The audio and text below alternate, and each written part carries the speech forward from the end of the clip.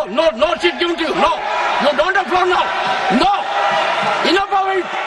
Enough of it.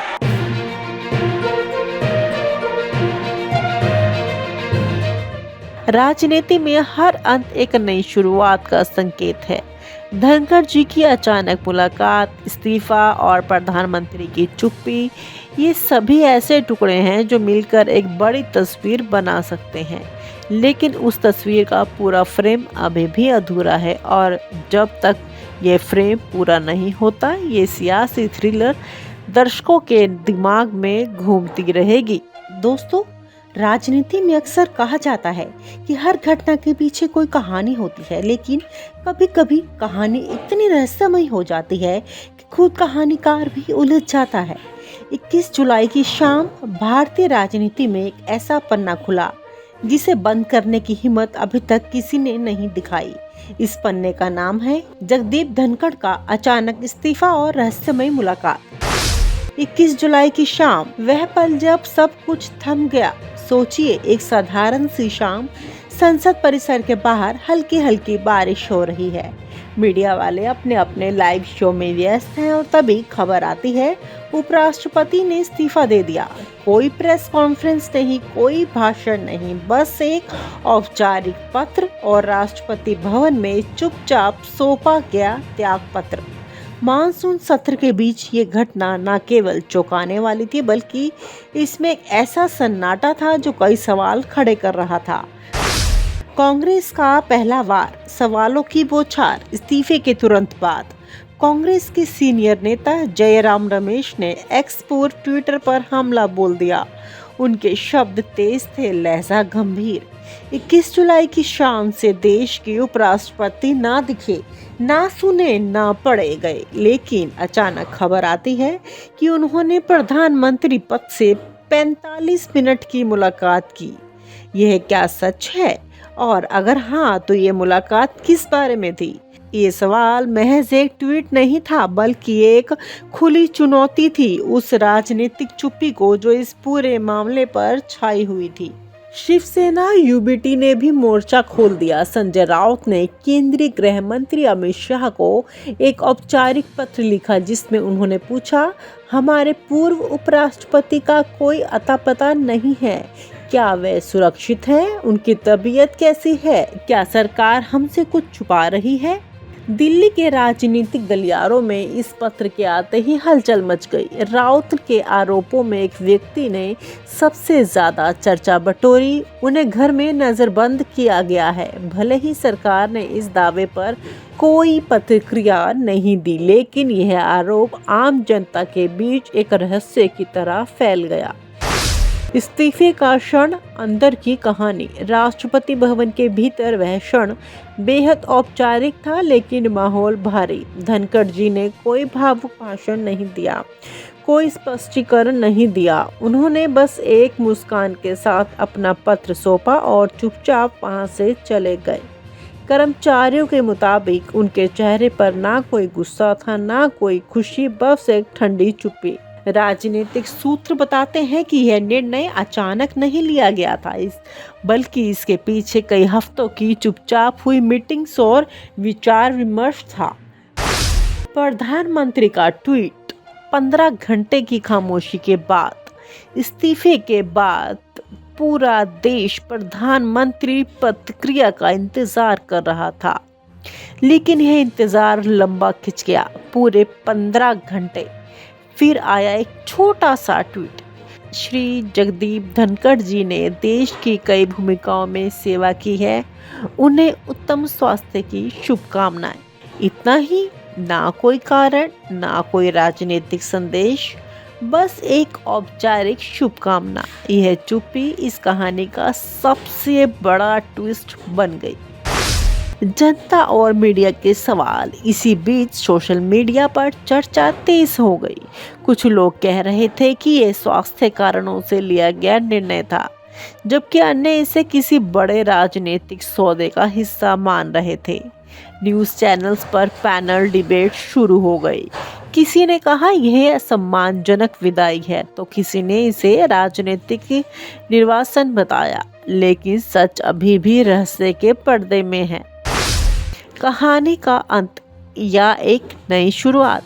तो क्या यह कहानी यहीं खत्म हो जाती है? शायद नहीं। राजनीति में हर अंत एक नई शुरुआत का संकेत है। धनखड़ जी की अचानक मुलाकात, इस्तीफा और प्रधानमंत्री की चुप्पी, ये सभी ऐसे टुकड़े हैं जो मिलकर एक बड़ी तस्वीर बना सकते हैं।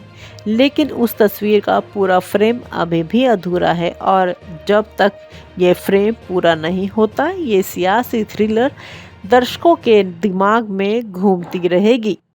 I will retire at the right time. August 2027. Subject to divine intervention. माफ करिएगा मगर आपका टोन जो है My tone? No, no, no, she's giving to you. No, you don't have floor now. No, enough of it. Enough of it. No, enough of it. You can't have it. You may be anybody. You may be a celebrity. You have to understand the decorum. No, nothing doing. Nothing. No, no, not at all. I will not bear it. My tone, my language, my temper. Honorable members, I am extremely pleased to extend birthday greetings to honorable members of Parliament, Dr. Lakshmikant Vajpayee,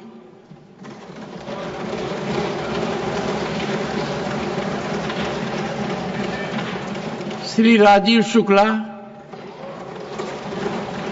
and Srimati Sangeeta Yadav, whose birthdays were yesterday.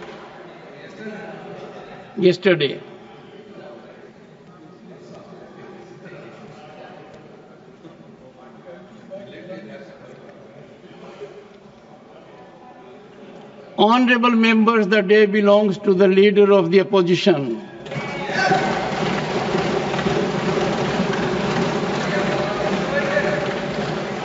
On behalf of this House and myself, warmest greetings and heartfelt wishes to Sri Mallikarjun Kharge, leader of the opposition in Rajya Sabha. Our 5-decade political journey powerfully demonstrates unwavering commitment to democratic values and tireless national service. From 9 consecutive Karnataka Assembly victories, 1972 to 2009, and as serving leader of opposition in Karnataka Legislative Assembly to holding key portfolios in the union government in railways, labor and employment, your leadership has been consistent, inclusive and exemplary. As National President of the Indian National Congress and Leader of Opposition in the Rajya Sabha, you embody trust and respect transcending political lines. Your steadfast convictions, constitutional understanding, and statesmanlike conduct inspire parliamentarians across generations. A remarkable polyglot, your fluency in English, Hindi, Urdu, Kannada, Telugu, and Marathi reflects deep cultural rootedness and enables connections across diverse regions. I have benefited from your guidance on several occasions. Your wisdom, humility, and respect for democratic institutions have profoundly shaped my understanding of governance.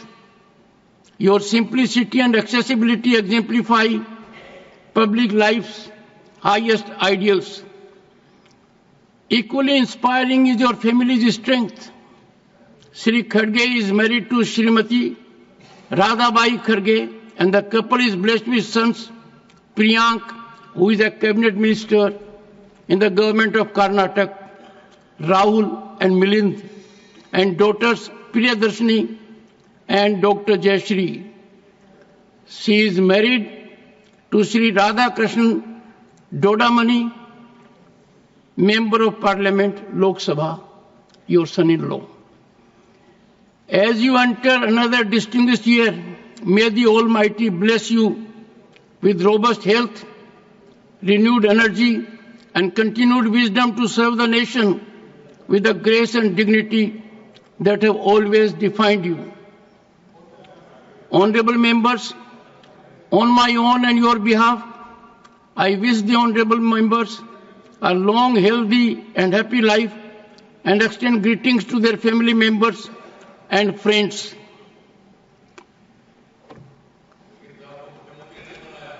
Honorable members, और आप हमसे जुड़े रहने के लिए subscribe करें YouTube पर, follow करें Twitter पर और लाइक करें Facebook पर। और ज्यादा जानकारी के लिए आपको टाइप करना होगा सिर्फ न्यूज़ नशा।